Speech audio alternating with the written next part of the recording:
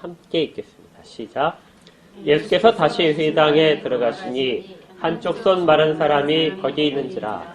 사람들이 예수를 고발하려 하여 안식일에 그 사람을 고치시는가 주시하고 있거늘 예수께서 손 마른 사람에게 이르시되 한가운데에 일어서라 하시고 그들에게 이르시되 안식일에 선을 행하는 것과 악을 행하는 것 생명을 구하는 것과 죽이는 것 어느 것이 옳으냐 하시니 그들이 잠잠하거늘 그들의 마음이 완악함을 탄식하사 노하심으로 그들을 둘러보시고 그 사람에게 이르시되 내 손을 내밀라 하시니 내밀매 그 손이 회복되었더라. 바리새인들이 나가서 곧 헤롯 왕과 함께 어떻게 하여 예수를 죽일까 의논하느라. 아멘. 이 회당에서 예수님께서 손이 마른 사람을 고치신 사건은 복음서에 다 기록되어 있습니다. 우리가 공간복음서 하게 되면 마태, 마가, 누가복음까지를 공간복음서라고 하죠. 이 공간복음서 세 곳에 다 똑같이 기록되는데요. 초점이 아주 약간 차이가 있습니다. 주로 마가복음을 중심으로 해서 살피면서 마태복음도 같이 조금 살펴보려고 합니다. 오늘은 새해를 맞아서 사도행전을 계속 설교하기보다는 조금 우리가 다시 마음 자세를 좀 가다듬는 그리고 우리가 주 앞에서 조금 더 진정 어린 마음으로 다가가기를 원하는 마음에서 이 본문을 골랐습니다. 복음서에는 예수님을 만난 사람들이 많이 나오는데요. 어떤 사람들은 예수님을 굉장히 사모하고 오랫동안 기다렸다가 만난 사람들이 있습니다. 기억나시죠? 어떤 사람들일까요? 예수님의 탄생을 오랫동안 기다렸던 사람들. 대표적으로는 성탄 주일에 우리가 살펴봤던 동방박사들. 그 사람들은 오랫동안 하늘을 살피면서 왕의 탄생을 기다렸던 사람들입니다. 또 있는 사람들이 선지자들의 말씀을 기억했던 사람들. 그래서 누가복음에 나오는 여선지자 안나 같은 사람들. 성전에서 기도하면서 주를 기다렸던 사람이 있었고요. 그 다음에 세례자 요한의 아버지인 사가랴도 메시아의 탄생을 기다렸던 사람입니다. 오랫동안 주를 기다렸다가 마침내 주를 만나본 사람들이 있고요. 어떤 사람들은 기다리진 않았지만 주에 대한 소문을 듣고 마음 가운데 소망이 일어나서 아주 먼 길을 찾아온 사람들이 있습니다. 주로 복음서에서 예수님을 만난 사람들의 많은 사람들은 여기 부류에 속합니다. 그들은 소원을 가지고 자기의 병이 낫거나 자기의 친척이나 가족들이 어려운 가운데서 해결되기를 바라는 마음으로 먼 길을 걸어서 예수를 쫓아다닌 사람들이고 마침내 만나서 자기들 소원에 대한 응답을 받았던 기록이 복음서에 잔뜩 기록되어 있는 것이죠. 그런데 이것만큼 많은 사람들이 특별한 기록을 가진 것이 있는데 그게 뭐냐면 전혀 예수를 만나기를 기대하지 않았던 사람들입니다. 기대하지 않았던 순간에 예수께서 그들을 찾아가셔서 그들을 만나신 사람들입니다. 이 사람들은 자기의 기대나 소망은 전혀 없었습니다. 예수가 누군지도 잘 몰랐는데 예수가 그들을 찾아감으로써 자기들이 갖고 있던 문제들이 해결된 사람들입니다. 오늘의 이제 본문을 살펴보실 텐데요. 본문에 예수님께서 회당에 들어가셨다 이렇게 되는데요. 예수님은 안식일에 관례에 따라서 회당에 들어가셔서 그들에게 말씀을 가르치셨습니다. 그런데 어떤 날 회당에 들어가셨더니 누가 있냐면 한쪽 손 마른 사람이 있었습니다. 그리고 이 사람을 주님께서 고쳐주셔서 이 사람은 자기의 모든 문제들이 해결받음을 받았습니다. 자, 이제 본문을 읽어보셨으니까 이제 질문을 하나 던지겠는데요. 이 사람은 예수님을 오랫동안 기다렸다가 만났을까요? 예수님을 정말 자기의 그 육신적인 한계점, 장애가 치료되기를 바라서 예수님을 거기서 기다렸다 만났는지 아니면 정말 엉겹결에 기대하지도 않았는데 만난 사람인지 이것도 저것도 아닌 다른 경우인지. 자, 본문 속에서 한번 읽으셨으니까 선택을 해보십시오. 1번, 2번, 3번 중에서 자, 1번. 예수님을 만나기 위해서 이 사람은 소문을 듣고 회당을 찾아간 사람이다. 자, 손을 들어주시면 돼요. 네, 아닌 것 같습니까? 네, 한 분. 두 번째. 이 사람은 엉겹결에 마치 그 구걸하기 위해서 있었던 것처럼 그렇게 엉겹결에 있다가 예수님을 만나서 문제가 해결된 사람입니다. 손을 들어주시면 예, 두 분, 세 분, 네. 두 분은 꼭 같이 따라가는 것 같아요. 네, 세 분. 자, 그러면 그것도 저것도 아닌 것 같다. 예, 좀 전혀 다른 경우 이 사람은 있는 것 같다. 3번. 대부분이 다 아직 2번과 3번 사이 아직 좀 애매한 그런 것이 될 것 같은데요. 왜 제가 이 질문을 드리냐면요. 본문 말씀을 어떻게 자기가 기대를 갖고 살펴보느냐에 따라서 다르게 보일 수 있기 때문에 그렇습니다. 어떤 사람들은 이 본문 속에서 이 손이 마른 사람을 집중해서 보는 경향이 있는데 이 사람이 얼마나 불편했을까. 누가복음에 보게 되면 이 사람은 오른손이 불편한 사람이에요. 그러니까 오른손이 가장 많이 쓰는 손이니까 오른손이 불편하다는 것은 굉장히 힘든 생활을 했을 것이다. 직업을 갖기도 힘들었을 것이고 일반적인 생활을 하는데 매우 불편했을 것이다. 그리고 그는 물론 당연히 성전에는 들어갈 수가 없겠죠. 다른 사람과의 관계 속에서도 피해가 있었을 것입니다. 우리가 보통 어떤 육신적인 제한이 있으면 감추고 싶죠. 뭐 좋은 예는 아니겠지만 제가 이렇게 엄지손가락이 다른 손가락보다 좀 작습니다. 단지증이라고 해요. 그런데 이 단지증을 어렸을 땐 제가 전혀 의식을 못했다가 학교에 들어가니까 책에 나오더라고요. 그래서 과학책에 나온 거 딱 보고 그때부터 이것이 약간의 기형이구나 이런 생각을 하게 됐습니다. 그 다음부터는 어떻게 하는지 아세요? 손을 쥘 때 자연스럽게 이렇게 가리더라고요. 이렇게 가려서 이런 경우가 상당히 많았습니다. 지금은 이제 뭐 전혀 그렇지는 않는데요. 한동안 그 예민했던 사춘기 때 그렇게 있었습니다. 그러니까 하다못해 손가락 하나의 모양도 그런데요. 여기에 손이 말랐다는 것은 소아마비나 어떤 그 장애를 입어서 오른손이 뒤틀렸거나 아니면 굉장히 빼빼 마른. 원래 표현 자체는 풀이 잘 자라다가 이제 말라버렸을 때 부서지기 직전에 누렇게 마른 상태 있죠. 그 상태를 가리키는 말입니다. 그러니까 오른손이 그렇게 됐으니까 이 사람도 좀 감추고 싶었었겠죠. 이런 모습들을 머릿속에서 상상을 하면서 이 사람이 얼마나 간절한 마음으로 주를 기다렸을까. 그렇게 이해를 하는 관점이 있습니다. 그렇게 하면 이제 이 사람의 마음에 공감을 많이 하는 분들이 보통 이런데요. 그렇게 함으로써 자기의 처지도 똑같이 간절하게 주를 찾고자 하는 마음들이 일어나는 좋은 점이 있습니다. 그런데 저는 1번이 답은 아니라고 봅니다. 2번과 3번 사이라고 하셨는데요. 답은 3번에 가까운데 이 사람은 주를 기다린 사람은 아닙니다. 어떤 면에서 그렇게 찾아볼 수 있냐면요.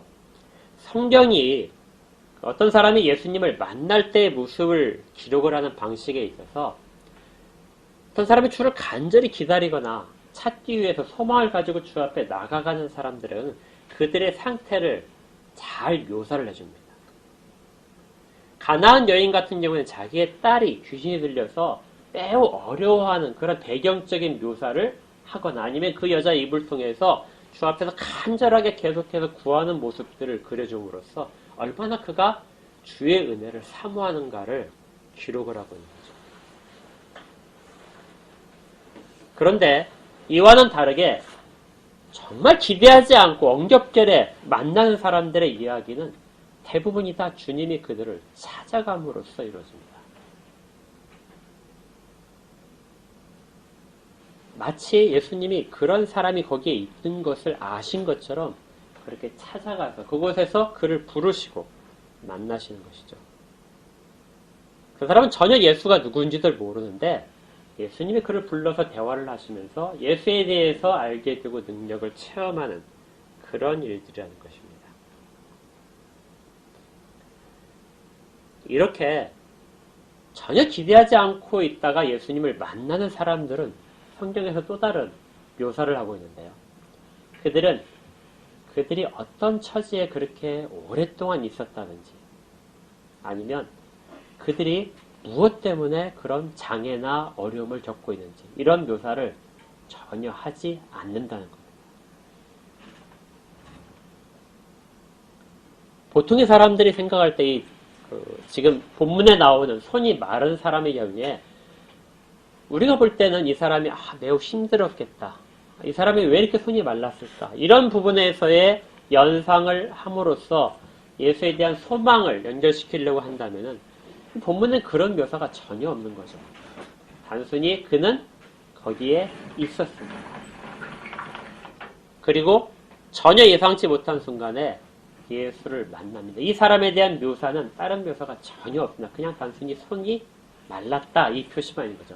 이렇게 단순하게 묘사를 하는 것은 그 사람의 처지에 집중하는 것이 아니라 예수가 그를 만나는 장면에 초점을 맞추라고 할 때 이때 그 사람을 잘 드러내지 않는 것입니다.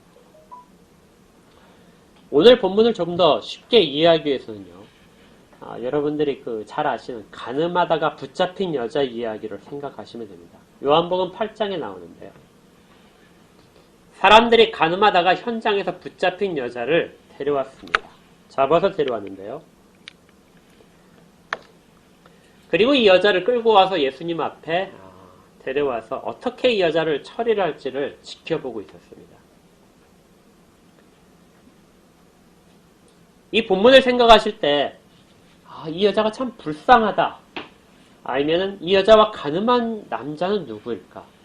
가늠한 남자가 같이 와서 있었을 텐데 당시 율법에 따르면 이제 남편도 와 있었을 거예요. 남편이 와서 먼저 돌을 치도록 되어 있었기 때문에 남편도 있었을 때 이런 주변적인 상황에 우리의 온 초점이 가기 쉬운데요. 이 본문에서 이 여자에 대한 그런 묘사들은 전혀 없습니다. 단지 그 여자가 가늠하다 잡혀와서 예수님 앞에 있는 장면만 기록을 하고 있는 거죠. 이걸 통해서 성경이 우리에게 보여주는 것은 예수님이 그 여자에게 관심이 있었다 하는 것만 보여줍니다. 그 여자가 어떤 죄를 저질렀는지가 중요한 것이 아니고 지금 현재 그 사람은 예수 앞에 있는 거죠. 그래서 어떤 면에서 본다면 이 여자는 매우 특이한 사람입니다. 어떤 사람은 아주 간절하게 말씀을 믿으면서 오랫동안 기다려서 예수를 만나고요. 어떤 사람은 자기 병이 낫기 위해서 간절히 소망하는 마음으로 먼 길을 찾아와서 만나는데 이 여자는 어떻게 다 만났죠? 가늠하다 붙잡혀와서 가장 부끄러운 자리에서 예수님을 만난 사람입니다. 그를 둘러싸고 있는 사람들은 율법을 잘 지키기 위해서 율법대로 처리하면서 공동체를 지키기 위해서 의롭다고 말하며 의로움을 지키기 위해서 목소리를 높이는 그런 사람들이었습니다. 그런데 묘하게도 예수님의 온 눈길은 그 여자에게만 가 있는 것이죠. 여자에게 왜 네가 죄를 지었냐고 묻지도 않으시고 그의 죄를 용서하시게 됩니다.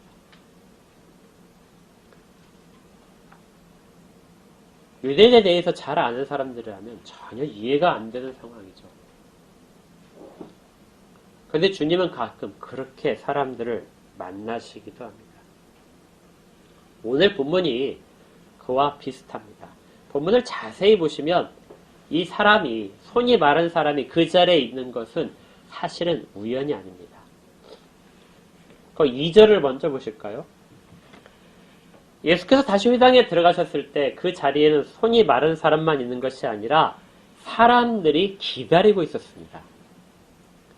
그런데 기다리고 있었던 사람은 손이 마른 사람이 아니고요. 예수를 고발하려는 사람들이 기다리고 있었습니다. 사람들이 예수를 고발하여 하여 안식일에 그 사람을 고치시는가 주시하고 있거늘. 주시한다는 이야기는 엿보고 있는 것입니다. 틈을 보고 있는 거죠.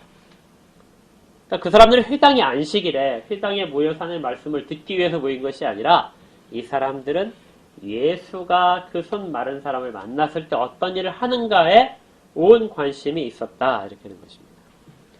마태복음에서는 이 상황을 조금 더 다르게 설명하는데요. 거기가 좀 더 분명할 것 같습니다. 마태복음 12장을 한번 보시겠어요?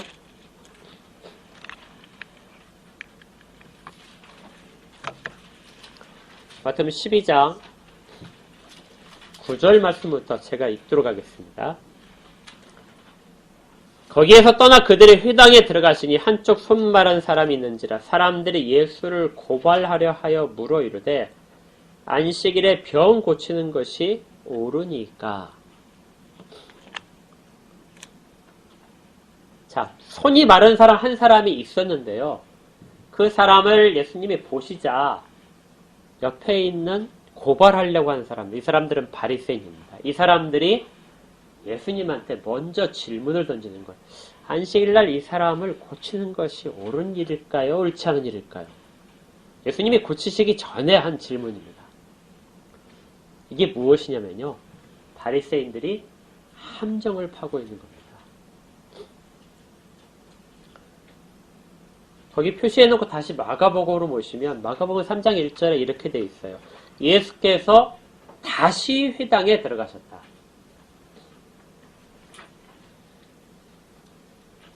다시 회당에 들어가셨다는 말은 언젠가 이미 한번 들어가셨다는 얘기죠. 그 이야기로부터 앞에 있었던 회당에서 이야기가 여기까지 계속해서 연결되고 있는 것입니다. 마가복음에서 예수께서 회당에 들어가신 것은 1장 21절에 들어가신 기록이 있습니다.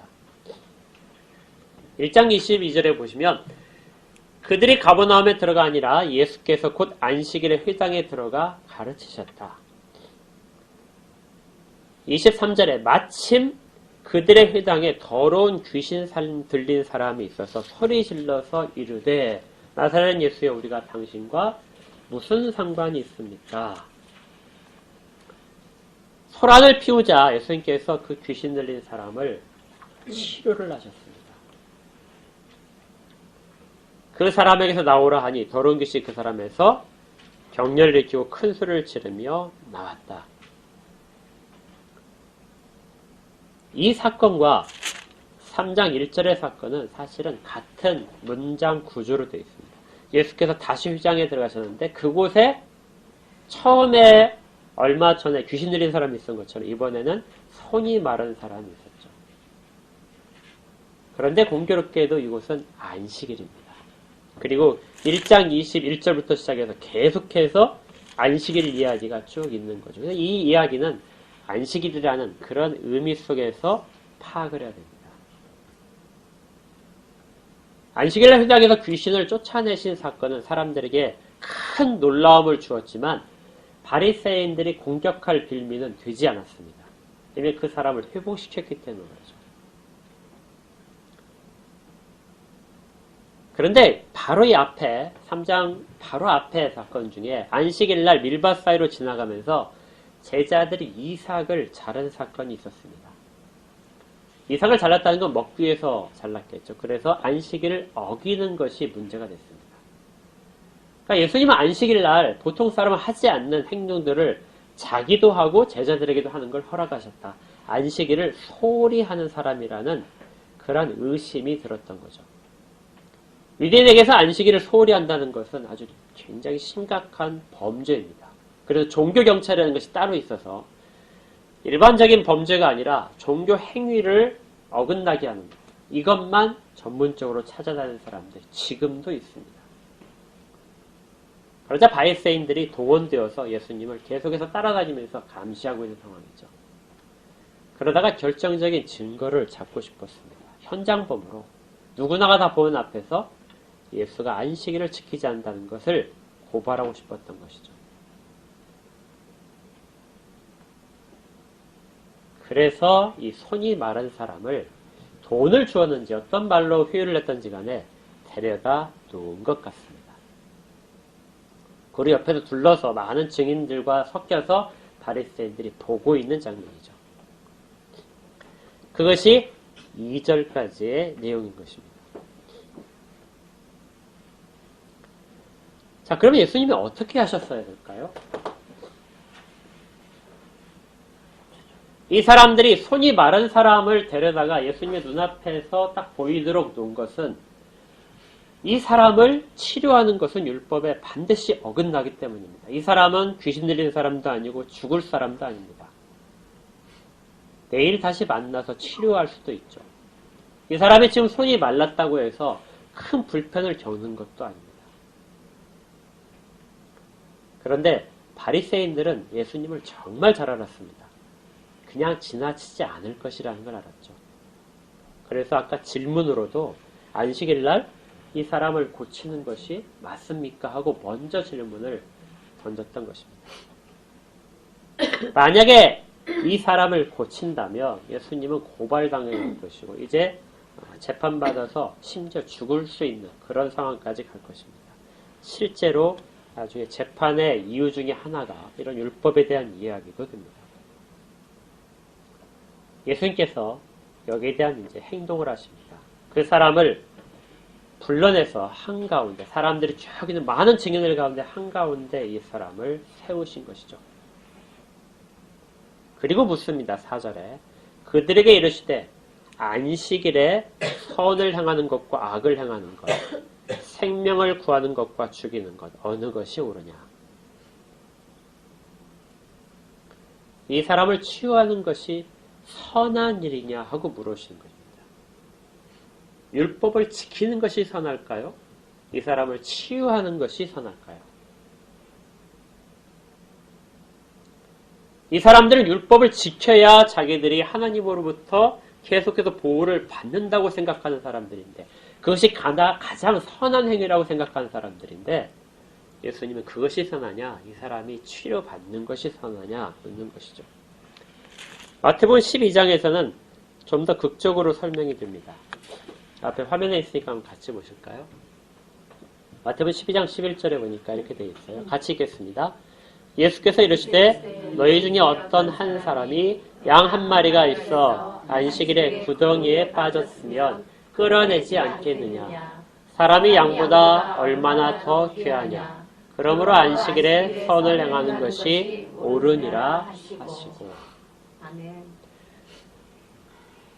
양 한 마리가 구덩이에 빠졌다면 율법에서는 그 가축을, 양을 구해줘야 됩니다. 이건 안식일과 전혀 관계가 없습니다. 아무 때나 구해야 되는 것이죠.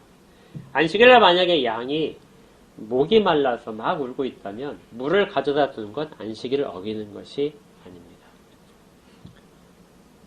왜 주님이 이 이야기를 하셨을까요? 병을 치료하는 것과 손의 장애를 치료하는 것과 구덩이에 빠진 양 한 마리를 구하는 것과 무슨 관계가 있을까요? 양이라는 것은 매우 어리석고 겁이 많은 짐승입니다. 그래서 한번 구덩이에 빠지면은 거기에서 혼자 힘으로 헤어나올 수 없습니다. 그리고 자기 성질을, 그 불안감을 이기지 못해서 조금 지나면은 자기 생명까지도 스스로 포기하게 되는 그런 매우 약한 짐승입니다. 그래서 시간이 지나기 전에 누구든지 발견하게 되면 그 양을 꺼내오는 것이죠. 자기 양이 아니라 다른 사람의 양이라 할지라도 그렇게 꺼내오는 것이 율법상 허용이 되어 있었습니다. 왜 이렇게 양을 구하는 것이 중요하게 되어 있을까요? 양 한 마리가 값어치가 매우 높아서 그럴까요?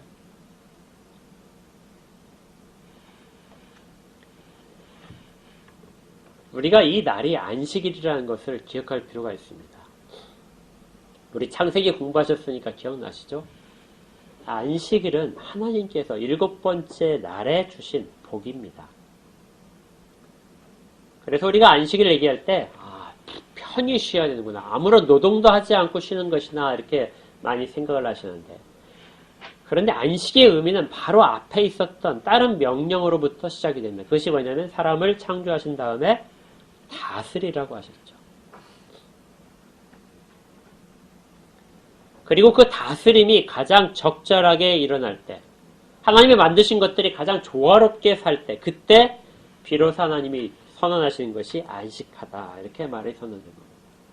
그러니까 안식이란 말은 세상이 어떻게 된다는 거예요? 가장 조화롭게 유지되는 겁니다. 이 조화로움을 유지하도록 사람을 세우신 것이죠. 창세기를 잘 보시면 하늘에 있는 별과 달과 별들은 각자 자기의 위치를 차지하면서 움직입니다. 사람의 다스림이 필요 없이 하나님의 섭리만으로도 하늘에 있는 모든 것들은 움직입니다. 그런데 하나님께서 땅에 각종 짐승들을 만드신 다음에 그 짐승들을 각자의 역할 가운데 조화를 이루도록 하는 것은 사람에게 주신 명령입니다.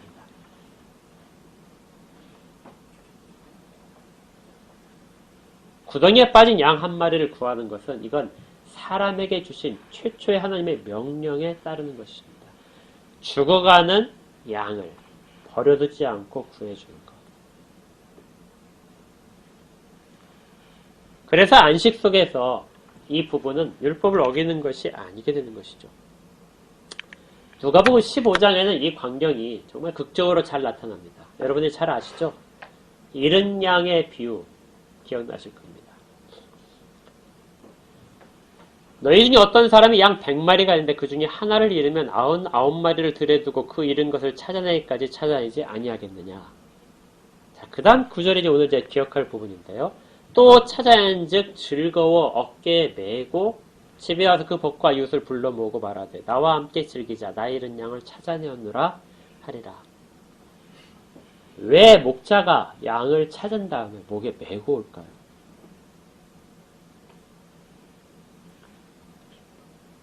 네, 기뻐서 하면은 끌고 와도 되는데요.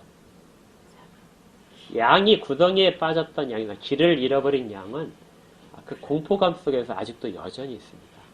그래서 이 양을 데려올 수가 없어요. 몸을 잘 못 움직입니다. 양이 그 정도로 약한 짐승이거든요. 막 맹수 한 마리가 양 무리에 들어가면 막 뿔풀이 흩어져서 도망가야 되는데 그걸 잘 못하기 때문에 맹수 한 마리가 양 전체를 다 죽일 수도 있습니다. 그래서 목자의 도움이 항상 필요하죠. 이 양을 어깨에 메고 오는 것은 양이 걷지 못하기 때문에 그렇습니다.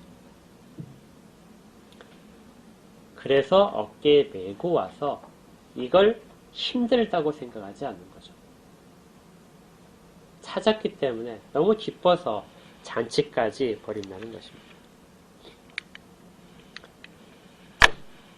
이 주님의 마음이 지금 이 가운데 이 사람에게 일어나게 될 일들을 설명할 때 하시는 겁니다. 안식일에는 그렇게 해야 된다. 그리고 안식일에 목자가 그 일을 하는 것은 힘든 노동이 아니라 즐거운 일이다.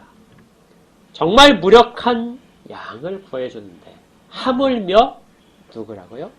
사람이거냐. 사람은 양보다 훨씬 귀하다.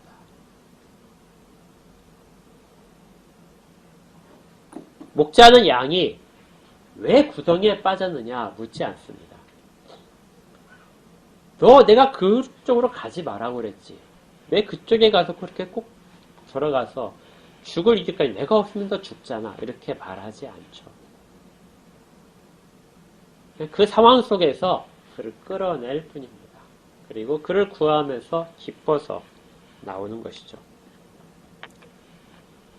지금 이 사람이 손이 마른 사람이 돈을 받고 그 자리에 있었던지 바리새인들과 협조를 해서 그 자리에 있었던지 간에 예수님의 관심은 그 손 마른 사람의 현재의 상황이었습니다.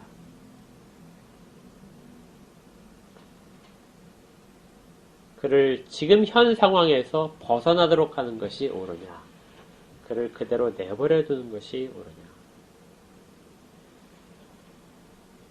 주님은 그 사람의 현재의 모습으로부터, 안식을 누리지 못하는 모습으로부터 그를 구해 주시기를 원하셨습니다. 그리고 말씀하신 것이죠. 내 손을 내밀라. 그러자 그 손을 내밀자 그 손이 회복되었습니다. 이제 다른 성경 구절에서 보게 되면 오른손이 아까 말랐다고 그랬죠. 오른손을 내밀자 왼손 건강했던 손과 똑같이 그러한 모습으로 회복되었다고 나옵니다. 한순간에 이 사람을 갖고 있던 모든 문제점들은 다 해소되었습니다. 그런데 성경에서 같이 비교하는 또 다른 사람이 있죠. 어떻게 보면 더 불행한 사람이 여기에 있습니다. 그들이 누구냐면 바리새인들입니다. 이 사람은 한쪽 손만 말랐는데요. 여기에 있는 바리새인들은 예수님한테 책망을 받게 되는데 5절을 한번 보십시오. 그들의 마음이 어떻다고요? 완악하다. 완악하다는 말은 단순히 마음에 고집이 세다 이런 말이 아니고요. 성경적인 표현으로 따지면요. 마음 가죽이 단단하게 씌워져 있는 것입니다.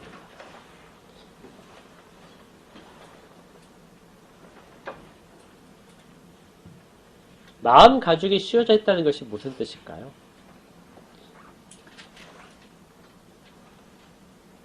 가죽이 단단해서 다른 칼이나 이런 것이 뚫고 들어갈 수 없는 상태가 마음 가죽이 있는 상태입니다. 마음 가죽을 베어내는 것, 가죽을 베어내는 것을 할례라고 하죠. 그래서 예수님께서 선지자를 통하여 계속해서 말씀하신 할례를 행하라 할 때 그 할례에 해당하는 의미는 사람의 남자의 성기 끝에 있는 가죽을 베어내는 것이 할례지만 실질적으로 주님께서 원하신 것은 마음의 가죽을 베어내는 것입니다. 인간이 타락한 이후에 하나님으로부터 벗어나고자 하나님을 멀리하는 마음으로 마음 가운데 단단하게 무장하고 있는 갑옷이 마음 가죽입니다. 이것을 베어내지 않는 한 그 사람은 하나님 앞에 나올 수 없다는 것입니다.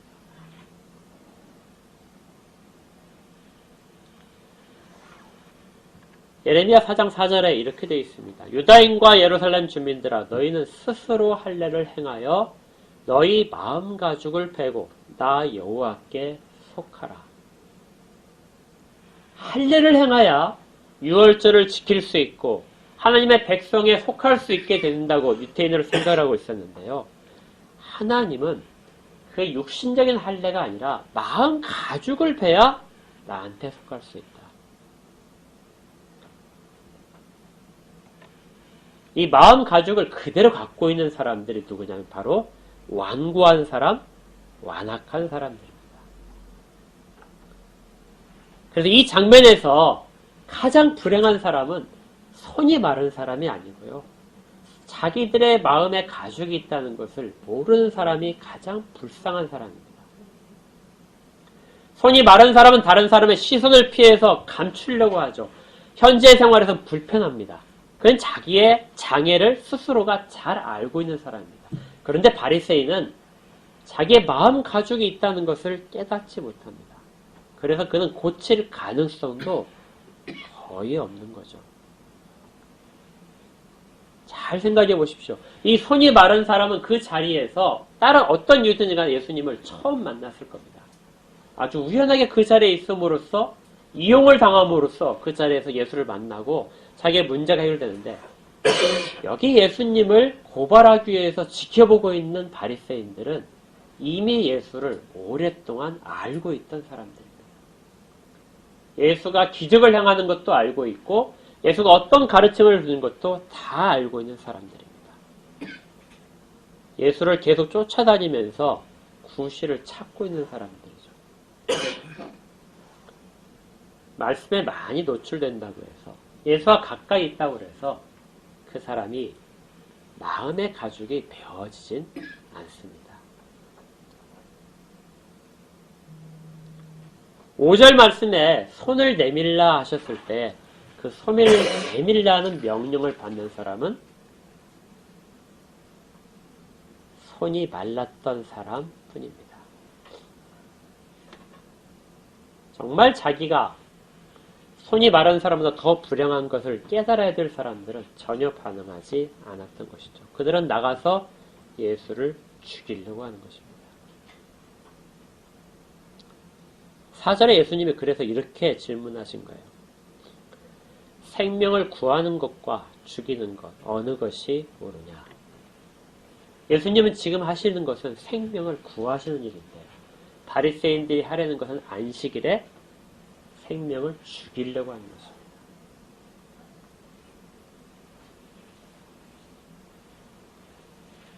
그런데 손이 마른 사람과 바리새인들만 이러한 닫혀져 있는 마음과 부끄러운 치욕이 있었을까요? 본문은 한 부류를 더 이야기합니다. 손이 마른 사람의 또 다른 부류인데요. 그것은 이 본문을 읽는 우리 모두입니다. 아까 제가 엄지손가락의 그 기형을 말씀드렸잖아요. 근데 우리 마음속에는 사실은 다른 사람들에게 잘 비춰주기를 원하지 않는 그런 상처들과 마른 부분들이 다 있습니다.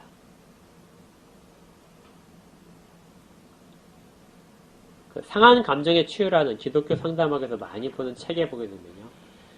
사람들, 우리들은 오래전에 입은 상처가 마음에 옹이가 되어서 나이테가 되어서 남아있다. 그리고 그것들은 지워지지 않는다. 이렇게 되는 거죠. 상처가 없는 사람은 아무도 없습니다. 그리고 그것을 다른 사람한테 내밀지 못하는 그러한 우리의 부끄러운 말란 부분들이 누구나 다 있다는 것이죠.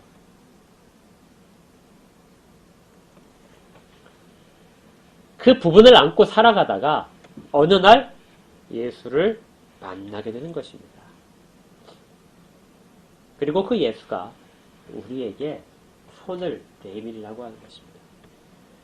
손을 내밀어서 치유받는 것이 아니라 이미 손을 내밀라는 명령을 받을 때는 예수님을 만나고 있는 상황이고요. 그 가운데 치유가 일어나고 있는 상황입니다. 우리가 어떤 경로를 통해서 예수를 만난지 간에 그 일들은 일어나게 됩니다. 단지 예수를 만날 때 바리새인들처럼 완고하게 나의 마음 가운데 마음 가죽을 그대로 가지고 베어내지 못하고 그대로 그걸 가지고 다른 사람들에게 죽음으로써만 이야기한다면 우리는 예수를 앞에 두고도 만나지 못하는 것이고요. 우리의 모든 약한 부분을 아시고 손을 내밀라고 하신 그 명령을 들을 때 우리는 우리의 모든 부족한 부분들이 치유받는 걸 경험하게 될 것입니다.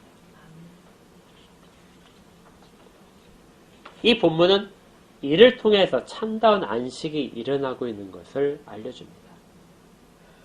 마치 주님이 구덩이에 빠진 양을 직접 구해내시고 어깨에 메고 움직이지 못하는 것을 메고 또 기뻐하며 돌아오는 것처럼 주님은 지금 사람들이 자기를 고발할 것을 아시면서 그 손 마른 자 한 사람에게 온 마음이 가시고 그를 치유하시고 그를 붙들어 안으심으로써 그 모든 약함에 대한 걸 회복시키는 안식을 이루어내시고 있는 것입니다.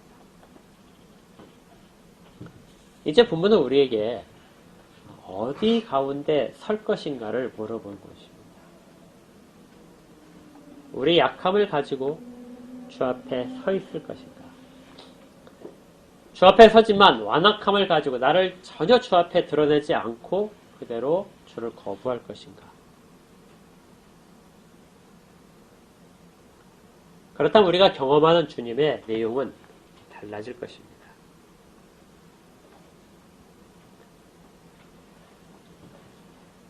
어떤 사람들은 우리의 약점을 더 이용하려는 사람도 있을 수 있습니다.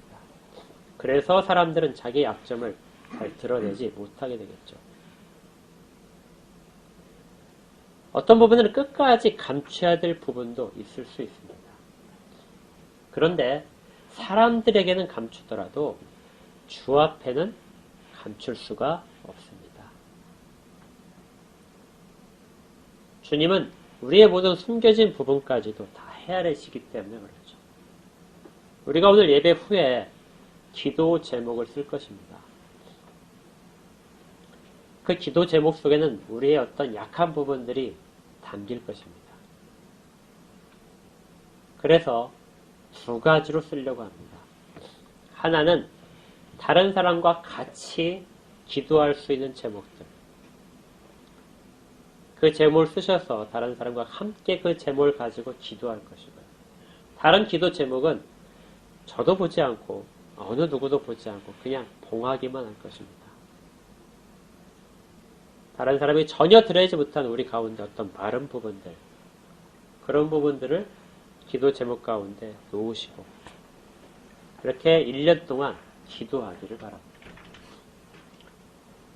그리고 우리 연말에 가서 그때 가서 그걸 개봉을 하고 우리가 다른 사람의 기도를 정말 도움을 받아서 이루어진 일들, 같이 기도해서 이루어진 일에 대해서 감사하고 찬양하고 또 정말 말할 수 없었는데 그것이 이루어졌다면 다른 사람 간증할 수 있겠지만 그게 안 된다면 스스로에게도 하나님이 내게 이렇게 은혜를 베푸셨구나 하고 스스로만 감사하시길 바랍니다. 주님은 우리에게 지금도 말씀하시는 것이죠. 우리를 가운데 세우시고 내 손을 내밀어라. 그 사람만이 치유받는 것이 아니라 그 사람을 본 모든 사람들이 치유하는 주님을 보게 될 것이고 이를 통해서 주님을 발견하게 되면서 안식일이라고 하는 것이 그 날에 아무 일도 하지 않고 그 날을 지키기 위해서 누군가를 죽임으로써 안식을 이야기하는 것이 아니라 주께서 하셨듯이 그렇게 구해내고 치유하심으로써 은밀하게 하심으로써 주가 지금도 안식을 누리기 위해서 일하심을 사람들에게 깨닫게 하시는 것을 발견하게 될 것입니다. 올 한 해 우리가 붙잡아야 될 말씀 중에 하나가 주님은 지금도 우리를 보고 계신다는 것이죠. 가늠한 여자를 물어보지 않으시고 구해내셨듯이 손이 마른 사람에게 네가 왜 그 손이 말랐느냐 하고 네가 왜 여기 있느냐 물어보시지 않으시고 그를 치유하셨듯이 주님은 지금도 우리 각자를 이유를 묻지 않으시고 치유하고 계십니다. 그 주님을 붙드시는 한 해가 될 수 있기를 주의 이름으로 축복합니다. 아멘. 기도하겠습니다. 하나님,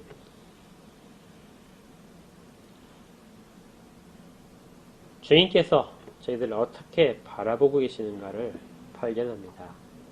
저희들이 주 앞에 잘한 일들이 많아서 주의 눈길을 받는 것이 아니고요. 주께서 저희 가운데 네가 왜 이렇게까지 되었느냐 하고 물으시면서 야단치면서 보시는 것도 아니고 지금 저희를 보심으로써 회복을 말씀하고 계시는 것을 깨닫습니다. 단지 손을 내밀어라. 지금도 그렇게 말씀하시는 주님의 음성을 듣고 싶습니다. 그리고 그 음성에 반응하여 손을 내밀고 저희들의 가진 마른 부분들이 해결되기를 원하고 또 저희가 손 마른 것이 해결되는 것을 다른 사람이 보고 그들의 닫혀진 마음도 열리기를 원합니다. 주님께서 우리를 붙들어 주시옵소서. 주의 눈길이 저희 가운데 있음을 늘 잊지 않도록 그렇게 저희를 도우시기를 원합니다. 주 예수 그리스도 이름으로 기도합니다. 350장 찬양합니다.